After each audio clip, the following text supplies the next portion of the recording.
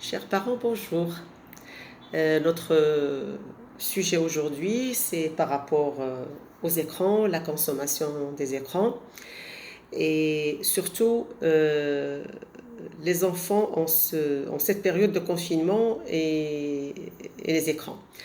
Bien sûr, en ces temps de confinement, beaucoup de parents autorisent leurs enfants à passer plus de temps sur les écrans pour faciliter le lien avec l'école.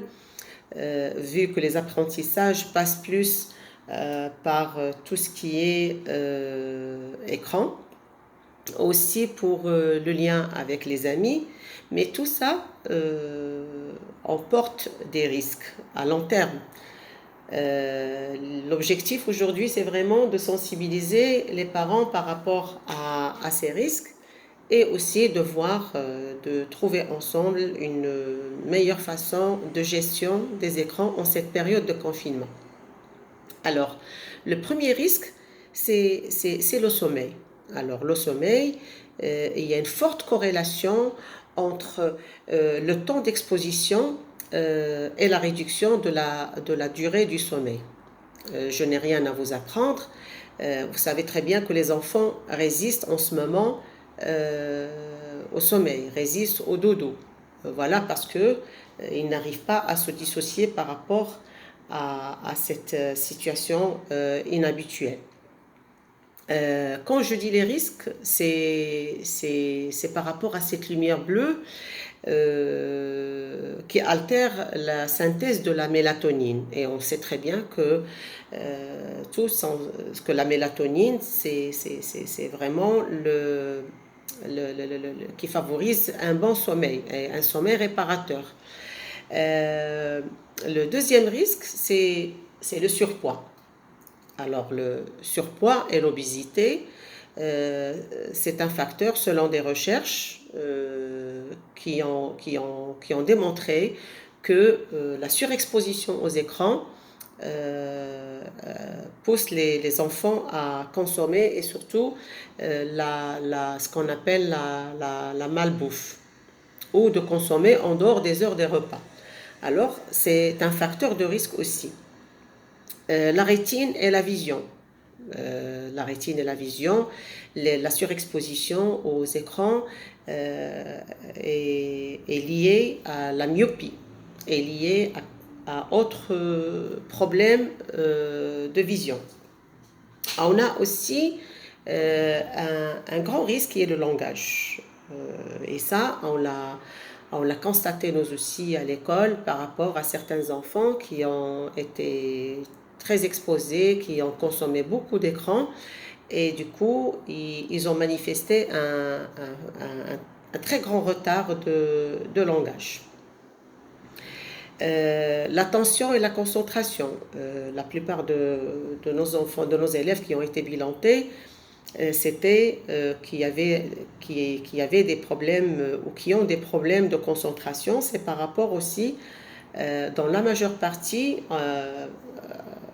ils étaient en lien avec les écrans.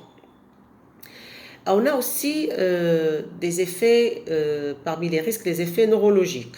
Alors, des recherches ont démontré que la surexposition aux écrans,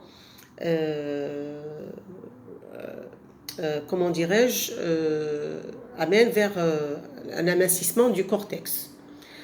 La dépression et l'anxiété aussi parmi les facteurs de risque.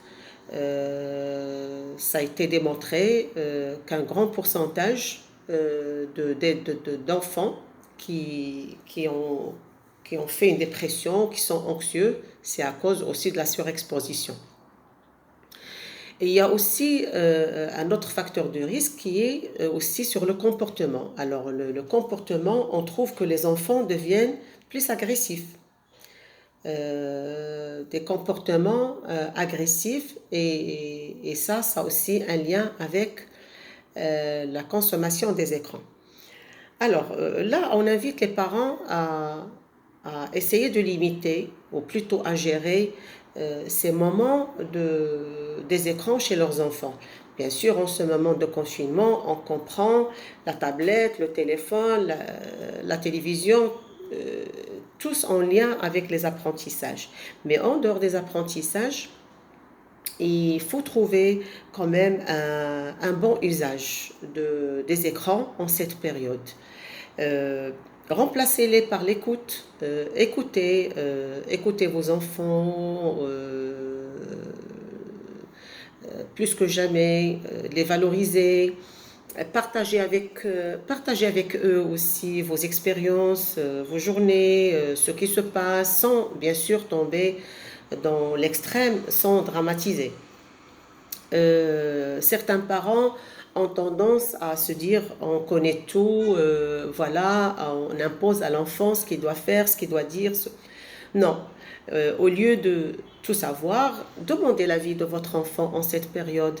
Il ne faut pas non plus que, bien sûr, tout le monde en cette période écoute les nouvelles. Tout le monde en cette période écoute ce qui se passe. Alors, demandez à vos enfants aussi de vous donner leur point de vue par rapport à cette situation inhabituelle. Ils vont vous surprendre des fois de leur perspective. Sûrement, ils auront des choses à vous dire sans tomber dans vraiment, on ne dit pas qu'il faut banaliser, mais il ne faut pas non plus dramatiser. Voilà, alors je vous invite vraiment à limiter ces temps d'exposition aux écrans par des moments de qualité en famille, à faire des activités, à écouter, à partager, à valoriser et à connaître plus, comme il m'a dit un parent, il m'a dit, en cette période de confinement, j'ai appris à connaître mes enfants.